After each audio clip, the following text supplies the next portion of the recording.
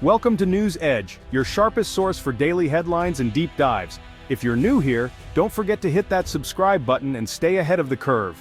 On July 28, 2025, the world's attention turned to the breathtaking Scottish Highlands, a region known for its rugged beauty and dramatic landscapes. But on this day, the hills were more than just a scenic backdrop. They became the stage for a momentous event that would capture headlines across the globe. Here, a pivotal meeting unfolded between the United States, led by President Donald Trump, and the European Union's top leaders. The stakes could not have been higher, as both sides arrived determined to defend their interests and shape the future of transatlantic relations. This was no ordinary summit, it was a last-ditch effort to prevent a damaging trade war that threatened to spiral out of control. The world's media gathered in force, and security was tighter than ever, underscoring the gravity of the situation. President Trump had threatened sweeping tariffs on European goods, a move that risked driving up prices for consumers and causing job losses on both sides of the Atlantic. The threat loomed large, casting a shadow over the negotiations. The U.S. delegation was determined to secure a deal that fit Trump's America First agenda, prioritizing American workers and industries. Meanwhile, European leaders fought fiercely to protect their own economies, jobs, and continued access to the lucrative American market. With a tight deadline looming, the pressure inside the negotiation rooms was immense. Every minute counted, and the tension was palpable as diplomats raced against the clock to find common ground. The stakes extended far beyond politicians and diplomats. Factory workers, farmers, and families across both continents watched anxiously, knowing that the outcome could affect their livelihoods, their businesses, and the prices they paid for everyday goods. This meeting was more than just a negotiation. It was a crucial test of the transatlantic alliance in an era marked by rising economic nationalism and shifting global power dynamics. Negotiations covered a wide range of industries, from automobiles and manufacturing to cheese and agricultural products, as well as energy cooperation and even defense partnerships. Every sector had something at stake, and every decision would ripple through economies and communities. The outcome of these talks would shape U.S.-EU relations for years, setting the tone for future cooperation or confrontation on the world stage. Around the world, people watched and waited, hoping that compromise would prevail over conflict and that leaders would choose partnership over division. This summit was about more than just numbers and trade balances. It was about the future of global cooperation, trust, and the ability of nations to work together in a rapidly changing world. The final agreement, reached in the shadow of the Scottish Hills, would be debated and analyzed for years to come, a testament to the enduring importance of diplomacy in shaping our shared future. The New Deal introduced a sweeping 15% tariff on most European goods entering the U.S., a significant move that sent shockwaves through global markets and marked a turning point in transatlantic trade relations. This tariff was actually a compromise, a step down from President Trump's initial threats of much higher rates that had alarmed both American importers and European exporters. After weeks of tense negotiations, some iconic European products, like French spirits, Italian wines, and luxury fashion goods, were ultimately exempted from the new tariffs, a hard-won victory for European negotiators. These exemptions were crucial for EU approval, as they protected industries that are not only economically vital, but also culturally significant to Europe's identity. In exchange for these concessions, Europe committed billions of dollars in new investments to the American energy sector, with a particular focus on natural gas and renewables, aiming to reduce its long-standing reliance on Russian energy sources and strengthen transatlantic energy ties. The EU also agreed to increase its purchases of US-made military equipment, addressing Trump's demands for greater European defense spending and deepening military cooperation between the two regions. For the US, the deal meant a new revenue stream, estimated at $90 billion annually, and major investments in key industries like energy, manufacturing, and defense, promising job growth and economic stimulus. Europe, meanwhile, managed to avoid a full-blown trade war and protected its most vital exports, though many goods would now be pricier for American consumers, potentially affecting demand and market dynamics. The deal brought a sense of stability and predictability for businesses on both sides of the Atlantic, allowing companies to plan for the future and maintain crucial supply chains. Both sides made significant sacrifices to avoid disaster, with negotiators working around the clock to bridge deep divides and prevent a collapse in economic relations. While not perfect, the agreement was a classic compromise. Neither side got everything it wanted, but both walked away with enough to claim victory at home. The deal set new terms for transatlantic trade, signaling a shift in global economic power and establishing a new framework for cooperation and competition in the years ahead. The world's two largest economies had stepped back from the brink, showing that even in times of tension, diplomacy and negotiation can prevail over confrontation. But the cost of peace was high. Consumers, businesses, and governments alike would feel the impact for years to come, as the world adjusted to a new era in global trade. The negotiations took place at Trump's Turnberry Golf Resort in Scotland, a setting that blurred the lines between statecraft and personal branding. The choice gave Trump a psychological edge and turned the summit into a global spectacle. Critics questioned the ethics of holding such talks at a president's private property. The informal, luxurious setting contrasted sharply with the gravity of the issues at stake. Trump's personal ties to Scotland added another layer of drama. As protests erupted outside the resort, the location itself became part of the negotiation strategy, putting European leaders on unfamiliar ground. The summit's setting highlighted the unconventional, personality-driven diplomacy of the Trump era. For Europe, it was a reminder that the rules of engagement had changed.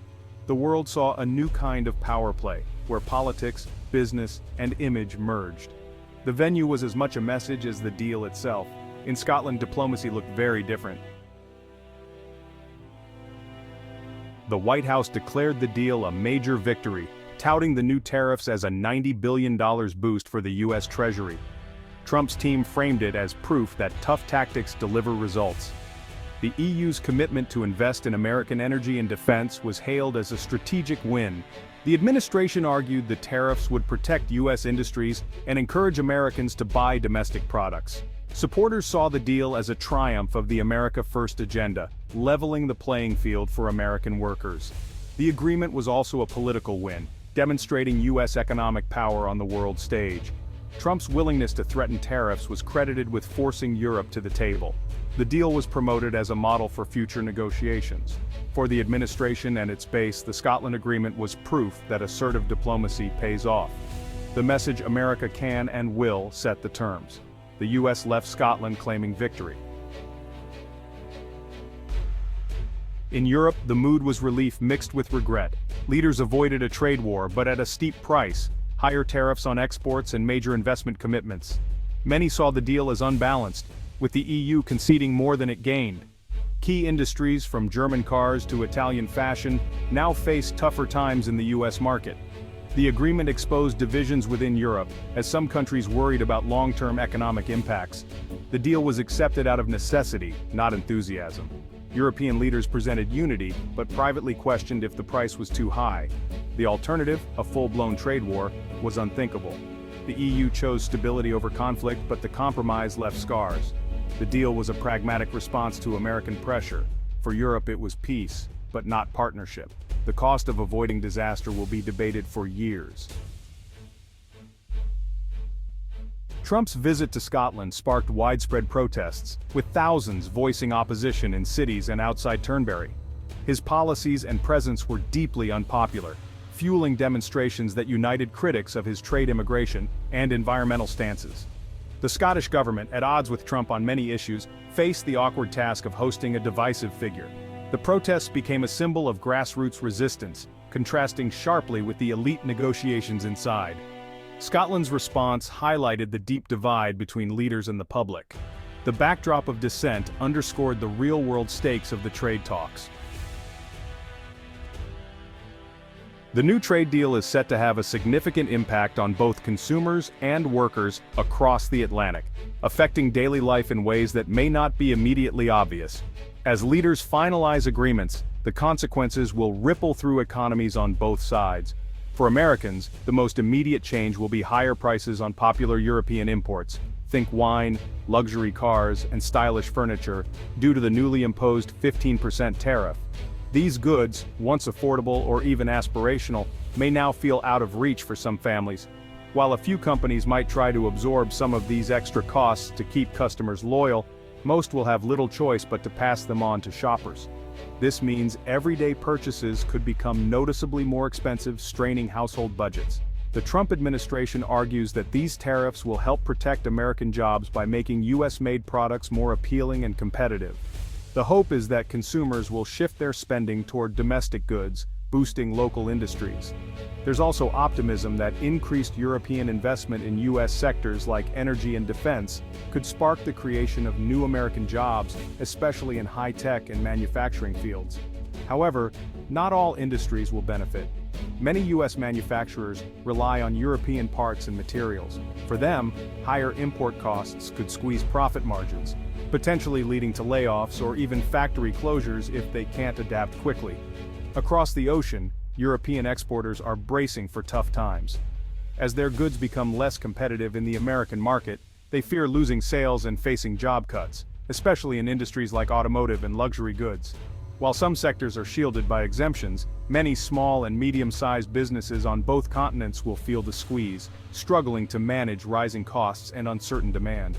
The deal introduces new friction into global trade, forcing companies to rethink their supply chains, seek alternative partners, or even relocate production to avoid tariffs.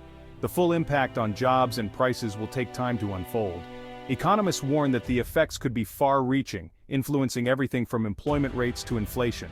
While the agreement managed to stave off a full-blown trade war, it hasn't eliminated economic pain. Investors and business leaders remain cautious, watching for signs of further disruption. For many families and businesses, the true cost of this deal will only become clear in the months ahead as they adjust to new prices and shifting job prospects.